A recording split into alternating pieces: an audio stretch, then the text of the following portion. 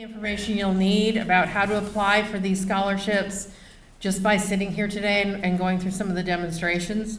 I need to say a couple things first. Number one, this session is for students. For coordinators and faculty and program directors that have questions, this is not the time to ask your questions.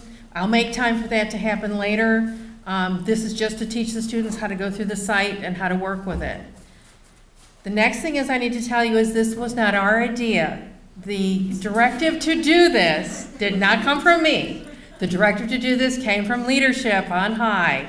And so there was no real choice. The agreement is that they said you will do this, and we all nodded our heads and says yes, we will, to the best of our ability, which means you're going to find little glitches here and there or things that somebody doesn't like along the way, how this year is working, and we're just going to do our best with it because it's the best system we have at the moment, and we need to get applications in for these awards.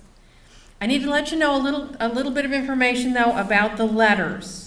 Because on the site, if you guys have looked at it yet, and I know some of you have, you've made comments about the fact we have room for 3 letters. Here is why. For most of the awards, you need one letter that nominates you for the award, from somebody that thinks that you deserve that award. And that's sufficient. One letter is sufficient to nominate you. In some cases, you're not just being nominated for a general award. Somebody may want to go to a specific award, and that means a little bit more work on your part because you'll need information to support the fact that you deserve to be considered for a specific award. That's for a program, a specific field of study. It can even be as specific as saying you're going to do aging research, or you have evidence of doing aging research, for an example, or neuroscience. As an example. That's a very specific requirement. It may not be in a general recommendation letter, and so in some cases, if you can get it in one, that's fine. If not, there's space for at least 2. If you are being nominated or you are applying and you would like to be considered for an award that says you're outstanding, you are awesome, okay? Then you're going to have to prove to me just how awesome you are, and that may take 3 letters. That would be a letter from your mentor saying, oh, this student is just outstanding. They've done such amazing things. They published all kinds of stuff. They're going to get the Nobel Prize in their lifetime. They walk on water. They're fabulous, okay? That's not going to be enough to prove to me just from your mentor because I know most of your mentors now. I also know most of your program directors. So in the case of something that says outstanding, a letter from a mentor, a letter from a program director, a letter from another faculty you interact with, somebody that can actually prove, a few people that can say, this student's the best student I've ever seen in my life and they deserve to be considered for something outstanding. That's what outstanding means to me. So for most awards, it's not going to be an issue. For some awards, I know for like MIHU and some of the other groups that are small, medical humanities, they have a small faculty. 1 letter is going to be enough for most of the awards you want. But for a specific one, think about it a little bit, and you have room for 3. If you want to go ahead and get 3 and put them in it, they'll be evaluated and they'll be considered. If you only want 1 and you're happy with the one you get, that's good for most of the general awards. The other thing you need to know is it does have a place for you to upload a letter if your faculty gives it to you. Most of these really require the letters to be sent directly to Ann Hall in Enrollment Services, and she's going to chat with you and give you all of her information. She has cards to hand out to you so you know how to get a hold of her. And that information is going to show up on the site. It's one of the things that wasn't on the site to explain how to work with it, nor was the information about how to work with the letters, and we're going to put that up so that it's there. But for the tape session, for the integrity session, we've captured it, and we'll make sure we get the information out to everybody. And if you have a question about your letters, email me. How many letters do I need for this? Or what should I do? Or I have a question. Or email Ann. She is fabulous and in a very little space of time has put together what I think at least is a reasonably user-friendly site for you guys to load the information we need to have for these awards. So before I turn it over to Ann, do you have anything, students, do you have anything, I will qualify that, students, anything you want to ask me right now about the process? Or you're happy to just go through and see how we're going to work with the site? Yes. The last couple of years, it was 3, so you could apply for only 3 specific awards at a time. The website gives you the option of You're not limited, but here's the thing you need to think about. Are you amazing across the board? Or, and if that's possible, you may be. Okay, well, you're not bad, don't downplay yourself. But you know, what things really are focused in your area, what things would be really reasonable for you, and some things you may not be eligible for based on, you're not gonna apply for something in medical humanities because you're not medical humanities. Or one of the other areas that we have, rehabilitation services, you don't fit with that, okay, obviously. But you're not limited to just applying for a few. You also need to know that the entire system has changed about how these will be reviewed, and we'll give you some more information as we figure out how the committee's gonna be put together. It's not gonna be made the old way, it's not with the old committees. We're gonna have a very new committee this year that evaluates everything. And as much as we can be as careful as we go through the process of picking who's fabulous, we're gonna do some of the preliminary stages of these evaluations where we don't know who you are. Now, obviously, once we get to a certain point and we open letters and we know that it's gonna be, but that's not gonna happen until we've already made some basic selections based on whatever the award, and the award guides us with the logic. The award from whoever gave it gave us logic that said, we want you to consider underrepresented minorities first. We want you to consider people who have great need first. And so somewhere in the letters that you have, if you're applying for something like that, there should be some comment from you besides your financial information, which we have, but something that designates you as being whatever you're applying for. And that's why it's open for you to give more than one letter. Does that make sense to you now, why we would have that? Because we want you to have the best chance possible, and what we're also gonna do is make sure we spread the money around, so one person who's not the greatest person in the world doesn't get every single award. If you get an award, then you may not be considered for everything else. It depends on who applies, who fits with that, and so you may end up with more than one, but more than likely we're gonna spread the money around so that it goes to more people. So, is that reasonable? Yes, sir. With tailoring the letters for certain awards, now can we have three letters for one certain award and then have other letters that are tailored towards another award, for instance? Or are they gonna have access to all three of those letters and that's it? So, I mean, we have room for three. If you upload all three letters or three letters are sent to the scholarship office on your behalf, all three of those will be attached with your supplemental form that you fill out that we have. So they can look at all three. So for more any than, yeah. given scholarship that you've applied for. So if you're applying for an outstanding student one, that's open and that's easy to do. If you're applying for neuroscience, there are not that many that you're gonna have. One letter would suffice. If you're applying for neuroscience and oncology and you're like really well-rounded, and there's an issue and you wanna have two specific letters that speak to that, let me know. If you really wanna have something that's a few of them, and as you look through it, let me know what kind of things you have issues with. You can email me, I went into the site and, I decided I needed to have three, or I really only think we should have one. Let me know. I will read every single thing you send me and we'll use it to change the site as we move ahead. But for this year, this is kind of what our plan is and what we're gonna be using to do it. And I have already done this. I went through the whole process with the system that was put together for the School of Medicine, which was many more awards than we give out in GSBS, and much more complex logic behind it. And we did a pretty good job of making sure that students who were deserving got something along the way. So, you happy right now? Is that reasonable? At least for the moment? And if not, you can always email me and say, I didn't think it was reasonable. Yes, ma'am. Do the letters have to come from UTMB faculty only, or can it be from outside of UTMB? As long as it's a faculty and they document it and they have the letterhead to prove it and I can look them up and make sure they really do exist, yes. Because sometimes if you're coming in from other programs and you did research work before in a field and you're still in that field, like neurobiology, and you're still in the field, and Julio won't write you a really good letter because he's grumpy that day, and you want to go outside, definitely we'll look at it, okay? I don't think you'll have that issue, but just in case. All right, you guys good?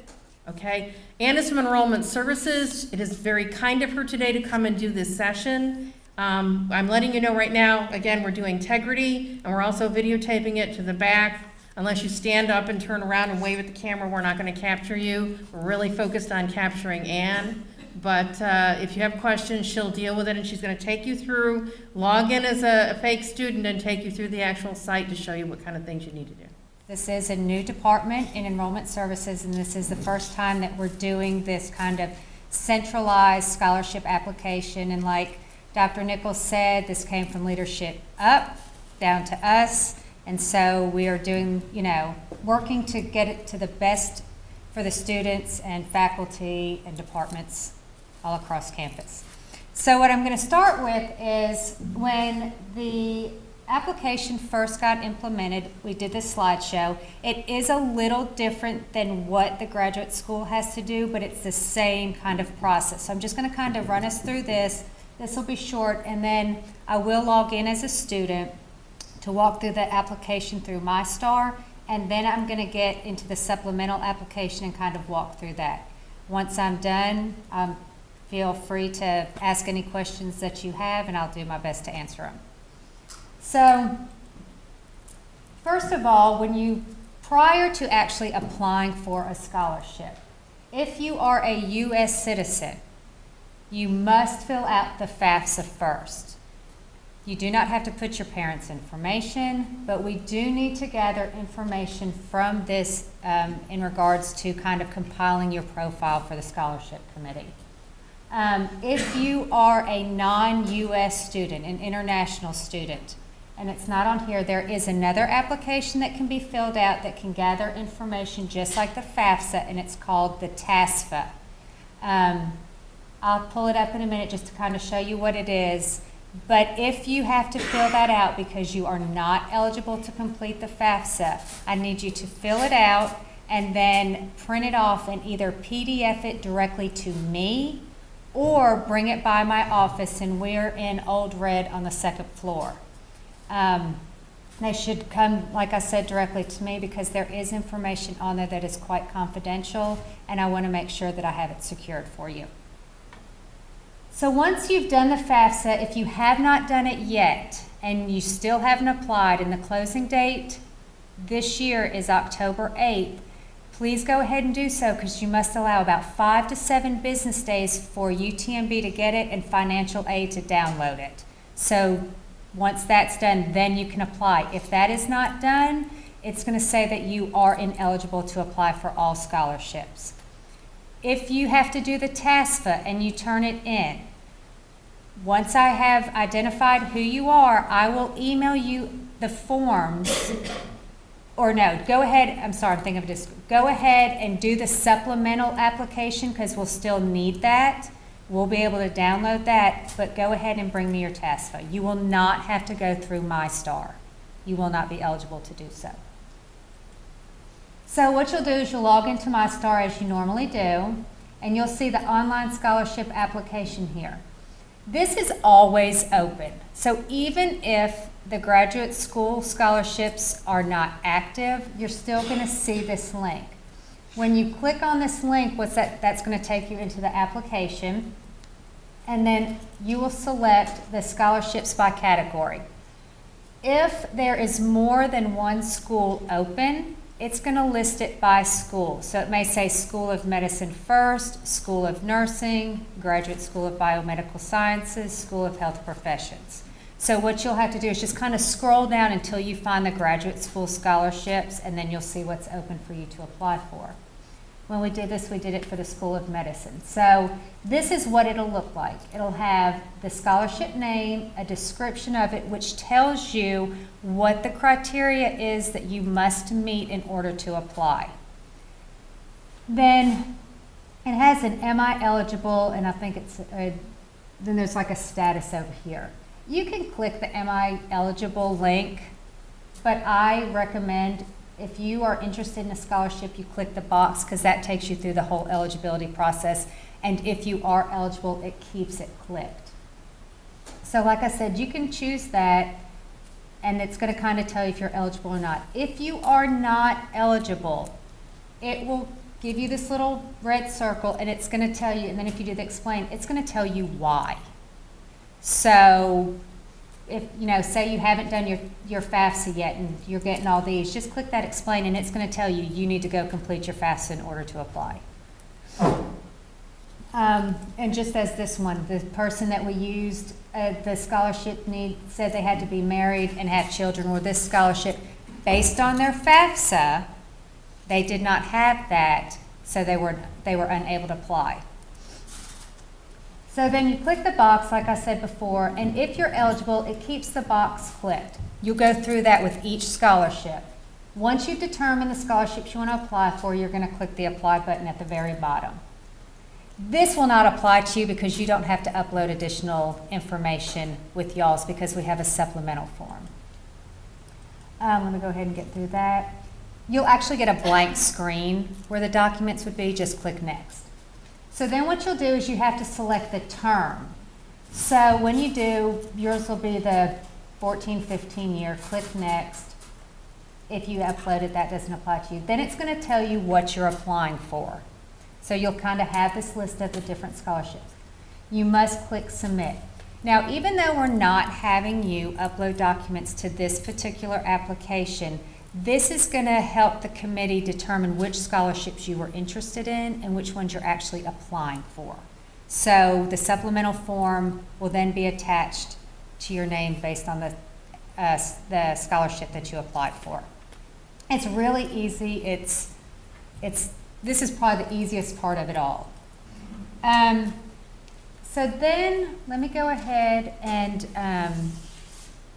show you, which I got logged out, the TASFA that I mentioned for any non-US students.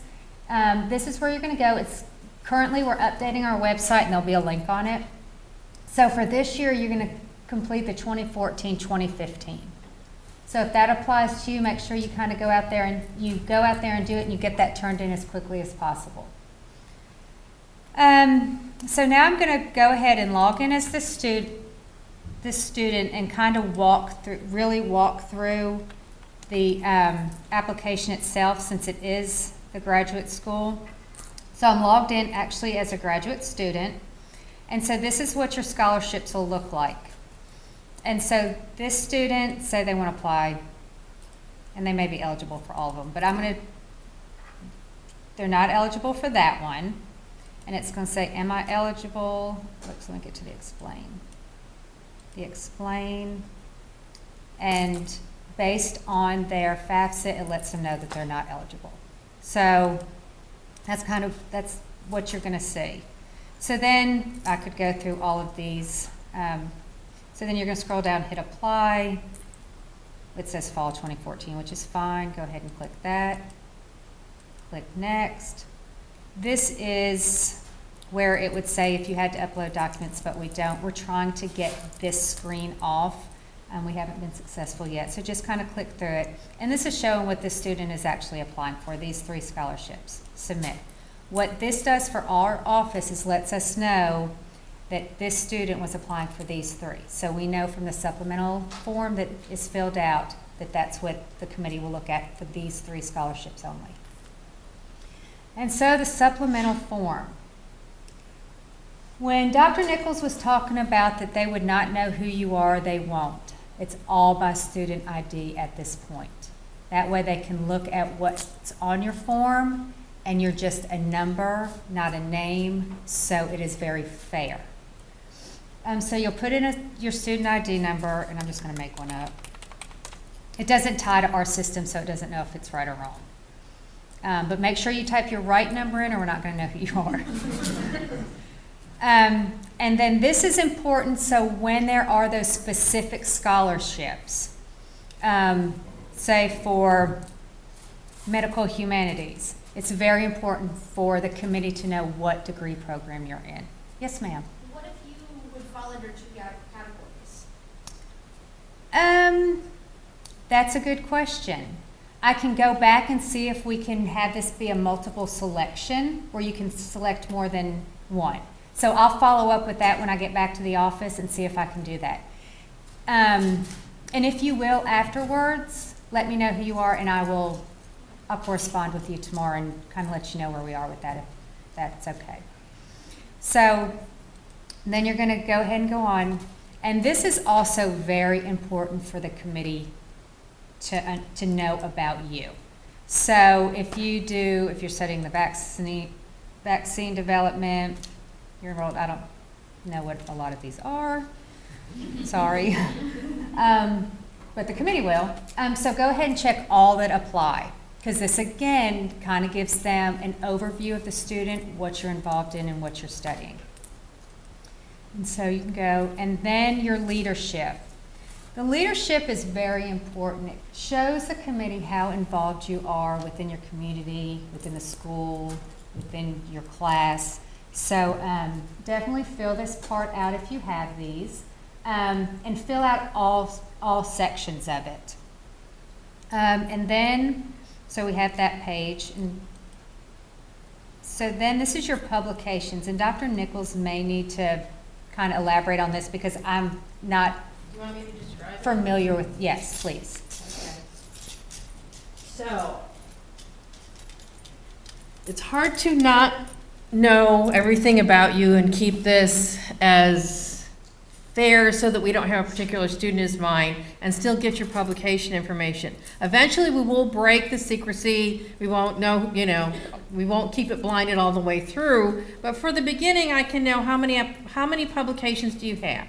So do you have 1 so far? Do you have 3? Do you have 4? Put in the number. And so for publication number 1, were you first author, second author, third author, 6th author, 7th author? Beyond that, we didn't put one that, I don't see We one that could have drops put beyond. Yeah, one that just says. 8 or more. 8 or more. Put in who you were, because sometimes there are, and when you start, you're at the end of every list of this. What year was this published? Was it this year? Was it last year? Not one, if you have something in press, you can put a future date if it's in press. We would need to know that. What was the journal title? Was it Journal of Virology? Was it Cell? Was it Nature? Yes, ma'am. So you can't put anything that's in review currently? We did put anything in that's in review, but if you have something in review, make sure your mentor says in the letter that you have something in review. It's hard to capture stuff and I know you're at the stage of development where most of what you have is in review, but that'll be captured. And what I do for my students is I will write and say, this student has been listed on these publications that are currently in review, and we don't have we don't have the information yet about the publication, whether it's going to be accepted or not. Or if it's in revision is, if, we're being revised at this time, review process is over, accepted based on how they evaluate what your revisions are. But have somewhere in there that says that. Yes, ma'am. In this list, would you also include publications like encyclopedia entries and book chapters?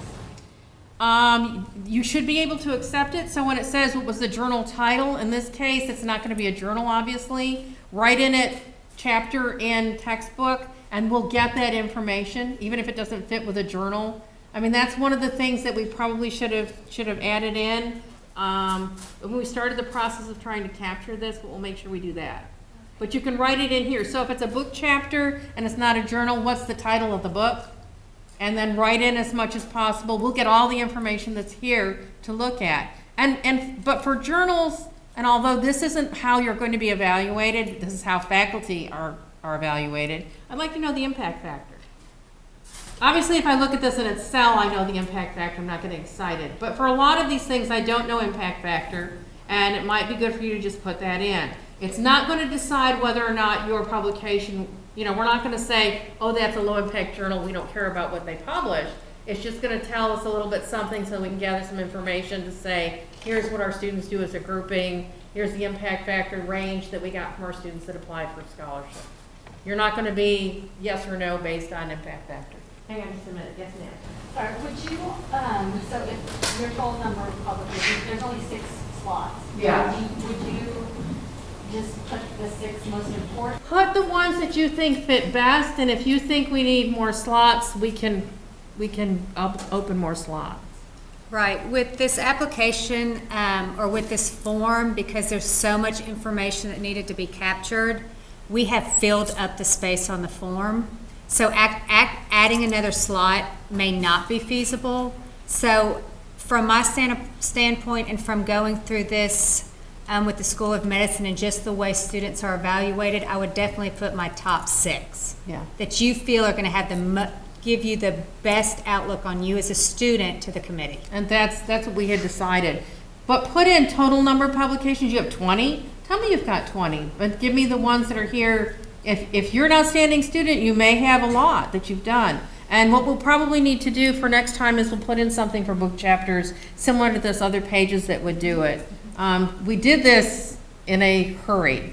We weren't given a lot of time, and I'm happy we got this far with it. And I know, but you're gonna come up with stuff like that that we're gonna need to add, and just let me know.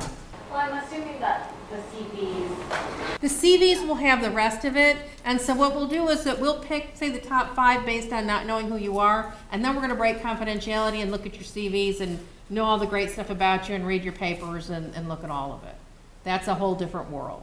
But it's easier to screen and be fair for initially by not knowing who you are, because you know what? I'm starting to get to know all of you, and eventually, very soon, I will know most of you, and, especially the people that are in this room right now. So it's hard for a committee that knows students on campus not to make a choice based on, I know you're great, and I know you're doing wonderful things, and that biases me. We'll let that come into play towards the end when we've already said, here's our top 5, based on what we've agreed the logic should be behind this award. So is that good for explanation of what you need for doing that? Oh, I'm sorry, I didn't come back to you. There's a couple of journals, like SMPDs, that don't mention impact factor. In that case, you leave that blank, and then for the ones that I know don't do impact factor, like online, I'm gonna know that. I'm already generating lists of things that don't have an impact factor, and we'll figure out next year how I'm gonna capture that, but I'll be able to check it. But if you know the impact factor, put it in it. If it's 4, if it's 7, if it's 32. Yes, sir. There are 2 types of impact factor. One is the current impact factor and one is 5-year impact factor. Use the current, and because if you're telling me what journal, I'm also generating a list that says, if you didn't fill it in, or if there's an issue as the review panel looks at it, I will give a list of everybody that says, here's current and here's in the 5 years. And I know why, because there are some journals that started 3 or 4 years ago that are gonna have a huge impact factor because they're making a big difference, but do what's current. So impact factor, do what's current. And we're not picking your papers based on it, or your paper. We're not picking you for awards based on impact factor. Okay, that's just to give us an idea of what we're seeing overall for what the students are accomplishing. Yes, ma'am. If someone were to have hypothetically filled this out and submitted it last week and then got word about a journal submission, can someone update that before? You can send me an email that says we have an update. I'll check and make sure that everything is reasonable about it, and then we will have that information. I can send it across to Ann and she can fill it in. I can log in and edit your application or your supplemental form. So if I have the information to add, then I will do so. I'll just have to know your student ID number. Yeah. And a lot of this, we're gonna have your student ID number. That's what we're gonna see as your identifier until we decide we need to really know who you are. So how many meetings have you been to this year? Everybody went to McLaughlin? Okay. Or something similar on campus? Did you go to something in San Antonio? Did you go to something in China? Tell me how many meetings you've been to in the last 4 years. And in this, what type of meeting was it? Was it a national meeting? Give us some information about it. It was a local meeting. In terms of type of meeting, it's gonna have that local, national, international. What year did you go? What was your role? Did you present? Did you just attend? Which is nice. If you're going to meetings, that's really good. If you did a poster or an oral presentation, that's a little bit more information that we need to have. Did you get a travel award when you went to that meeting? Many cases, a lot of you will have gone to a meeting and they'll have provided a travel award for you, and you need to say, yes, you got an award, and if you received an award other than the travel award, did they give you a poster of distinction? So it's not just money we're looking for something that set you aside at the meeting. Junior Investigator Award, just write out what it was, and it's also going to be captured in your CV. So we'll have that to go back to, but this is just giving us an idea of what you were doing along the way. So does that help you? Yes? I was noticing when I was filling this out, only the first first slot has a slots for what your role at the meeting was and that kind of stuff when I was filling this out. Rule at the meeting. Uh-huh. Wow. Thank you, we will fix that. Yeah. Yeah, we'll make fix sure that that. that gets put with everyone. And if you send me an email that says that, I'll make sure we go back and fill that in for you, the missing information. So, this showed up on my screenshot because I had the screenshot just of the front one. I didn't have it for everyone after that, so. I mean, this is hot off the press, as you need to know.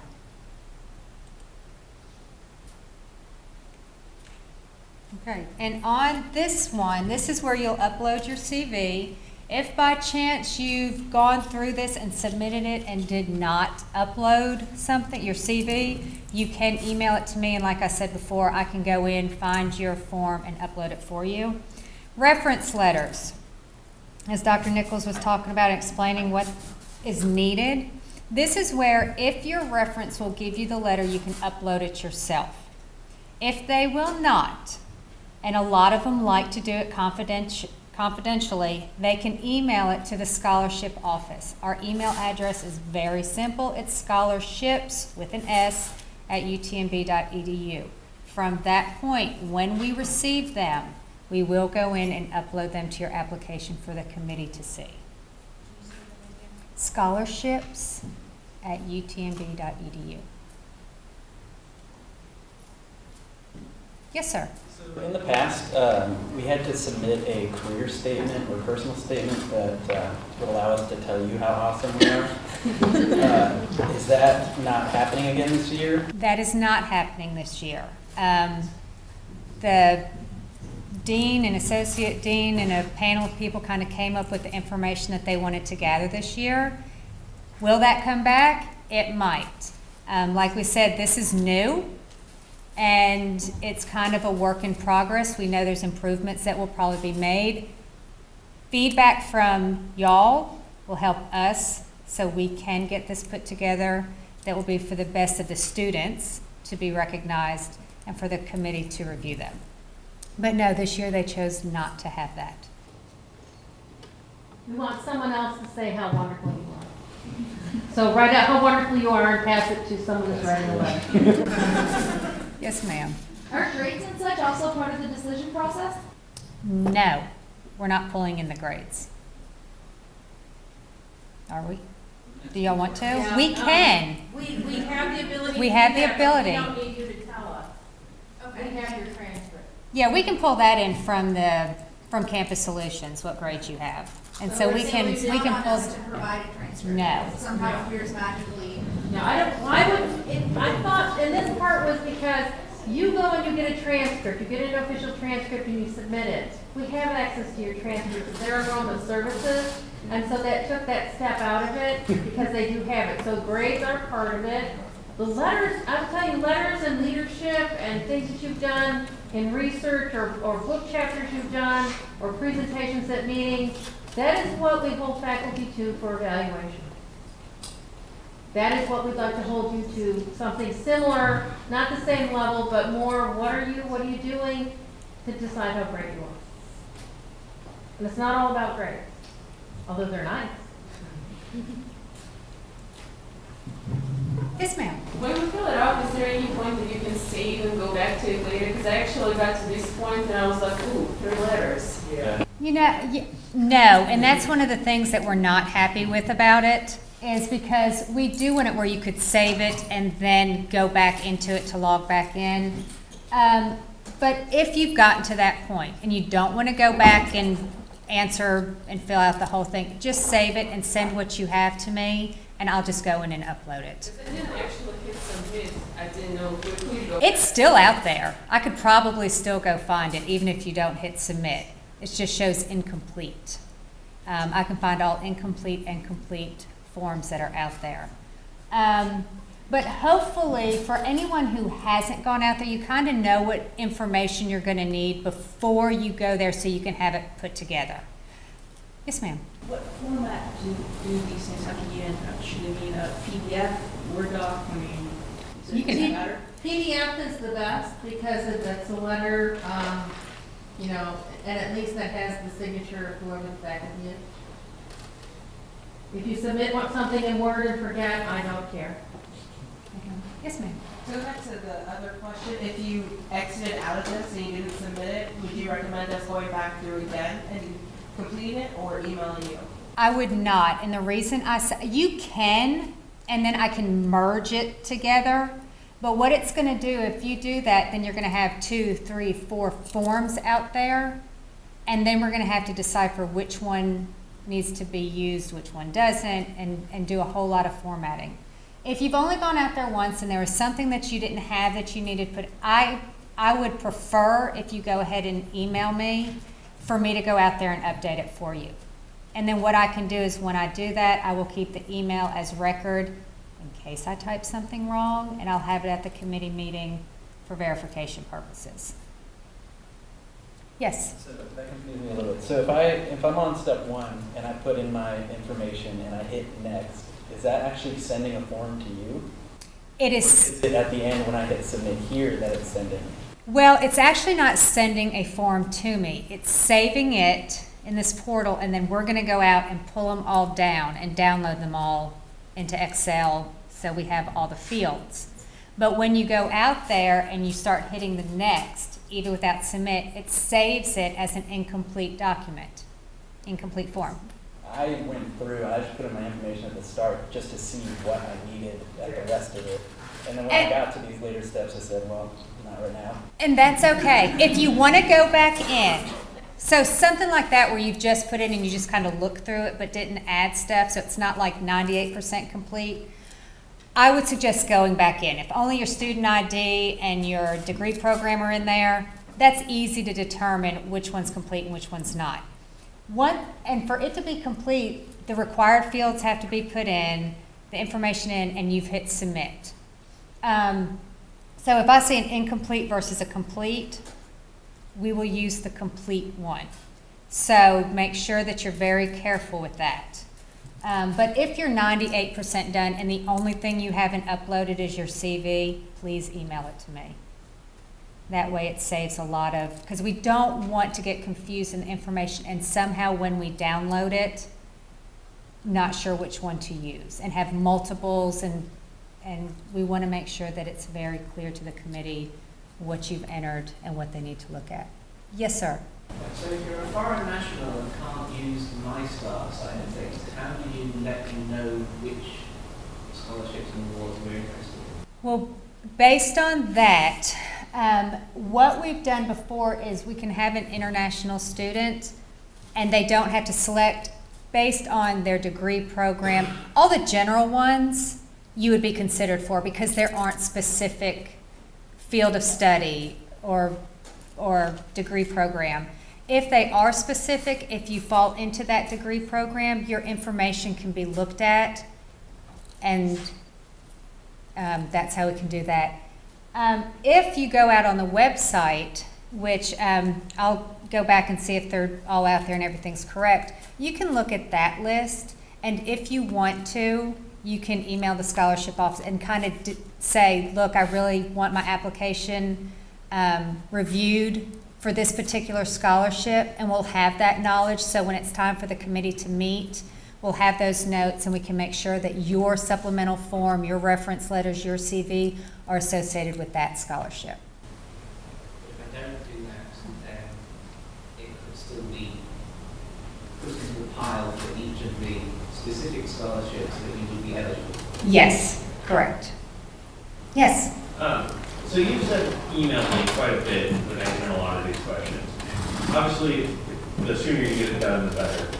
But realistically, what is the turnaround time from the time we email you to the time the form gets updated? Gets up here.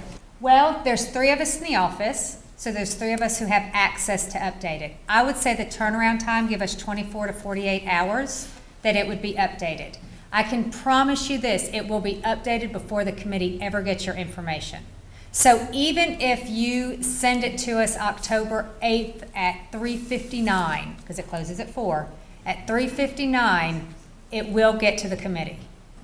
You won't see if we've updated it. But we keep all email correspondence with students in the specific folder, so we always have a reference to go back to, and we have a check and balances that we do to make sure.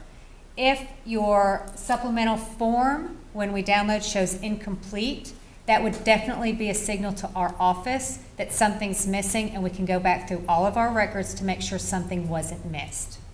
So we have that way that we can check it. You're more than welcome to stop by our office, call our office, email either one of us, and ask, hey, I turned this in last week, can you verify that it's been updated? And we're more than happy to go in and look and verify, yes, it was done.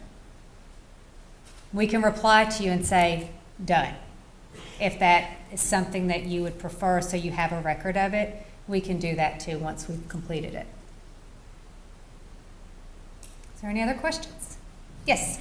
I know this will be captured in a CD, but is there any consideration for like fellowships or things of that nature when we're still in the blinded phase of A fellowship that you've been awarded? yeah, like an NIH fellowship? Because we're the graduate school office, and we know that, we'll know that already. Oh. Okay, unless you have something totally brand new that just came through the door, and then let me know. Email me and tell me if I don't know already. But I think it's the question about when it's in that blind stage, so it's by the number. So you wouldn't necessarily. It's not going to be something that you're going to be putting in here, but we'll have that information about, because we know how you're sourced for everything. We know how you're broken out by who pays what, and that information is something we have for every student. And so eventually we'll add it in, but to me, since we already knew, we're going to use that at the end of the process. So when I need to break the code or have somebody check, so that the committee's blinded and one of us will check and say, they have a scholarship, they have this. That starts to get to the point, that we can't be blinded because we know too much about it. I'm starting to memorize all from meeting with your program director. I'm memorizing who you are, what you're sourced on, you know, what you do, who your mentor is, are you good or bad? It's kind of like a cooking list. Yes, sir. Follow on from that is, what if you applied for the travel grant, got it, and then had to withdraw because of immigration issues? And that Oh, no. If you apply for a travel grant, then obviously we wouldn't be able to award it, and that's something we'd have to roll over or figure out how. You know, well, actually, for most of these, what we did for School of Medicine is we didn't just pick our best, our top one. We had our top 5, because I like the number 5 for repetition for experiments. We picked our top 5 for everyone, and so I automatically knew who would be 2nd, 3rd, or 4th, or 5th. But hopefully it won't be an issue, and if you get a travel award, you get to go. I know what you mean because it's come up before with weird things. Yeah, I know. So if that happens, we'll deal with it. Well, it's just that I had one that couldn't go, so I had, it was an external one that I could have put down on my CV As your receipt. received. Oh. And then had to. That one I need to figure out. I'm sorry, I don't have an answer to that particular one, but we'll figure that special case out. All right, you good? You're gonna find things, you're gonna find, you know, as you go along. Let's just email somebody, keep in the communication. And by the way, the Enrollment Services Office is dealing with scholarships, has already done this for all of the medical students already. And the School of Nursing. Large, huge numbers of students which they dealt with very, very well. Yes, sir. So who's reviewing this? It's committees made up of faculty from GSB? Actually, the first year, this committee is going to be made up of 3 deans, myself, Dr. Morale, and Dr. Peak, and then we haven't picked the other members yet of the committee. Because it's going to be done so differently, we figured we're going to inflict it on us first. Since we don't know all of you that closely yet, although I may know some of you, I think it'll work. And I already did this for the School of Medicine, where we awarded a lot more money to a lot more students, and it really worked well. And I was picked for that committee because I do a lot of work with the School of Medicine, with the students that I teach in that program, but also because they thought with a new thing they wanted to just have a small group that they tried to help. So, and after this, there'll be a normal selection process for who's gonna be on the committee. But this year is special. But know that our office, we don't choose the recipients. No, they don't We just pick. manage it and get it to you. So And make if sure- you've applied and you Yeah. didn't get it, don't come to Yeah, us. it's not your We fault. don't know. But they do manage us and they say, look, you know, here's other information, or when we do a final check, it's hard, make sure that we know if you're if applying for something special, that you do have those qualifications. Someone needs to mention that in a letter. Since you're not writing a lot about yourself, someone needs to mention that, because the last thing we do is make sure that if you're saying you're applying for something in oncology, you have a publication or something, work that you've done in oncology. All right? And it's horrible to get to that point and realize we have a fabulous applicant. We love this, but this is the one that needs to get the award, and you don't have that in that area. Yes, ma'am. What's a good length for the recommendation letter? 1 page, 2 pages, limited? We didn't limit it, but I don't think, since many of your faculty are going to be writing more than one, they probably wouldn't want to write many pages. Some people are good at saying everything that needs to be said in 1 page. Some faculty takes 4 pages before we get the idea of what they're going towards. It's like everybody else, it depends. And, you know, we're going to look at them, we'll read it all the way through, but I'd rather it wasn't a 10-page letter. I think in 1 page, for every one of you, I could probably write a synopsis about how great you were. Yes? When you talk about the leadership section, does that include mentorship, like being a mentor to someone, or is that specifically? We didn't include things about mentoring, but more, have you been on a student committee? Have you served as an individual that was on, you know, president, vice president, something that's true leadership? In some cases, if you mentored people, but you took up a high school student, like a Ball High School student for that program, and you mentored them, obviously that's leadership, even though it's mentorship as well. So if you think you have something that fits with leadership, but it's not the routine thing we look at, write it in that space and we'll read it. Okay, we'll read every single thing you put in it. I'd say the more information you can give, the better it is for you to, in the consideration process. If, like Dr. Nichols said, if you think it fits the category, put it in. It's better to put it in and it not fit than not to put it in at all because you don't know. So, but that doesn't mean I want to read 4 pages about how great you are and how many high school students you've mentored. Try to make that reasonable too, for what you're telling us, okay? Because then we're going to be reading a lot of things. And I think you're all great and all deserve some kind of award, but, you know, we only have X amount of money and we have to have some way to determine how to give it out. You good? Happy? Everyone's happy? UTMB Health, working together to work wonders.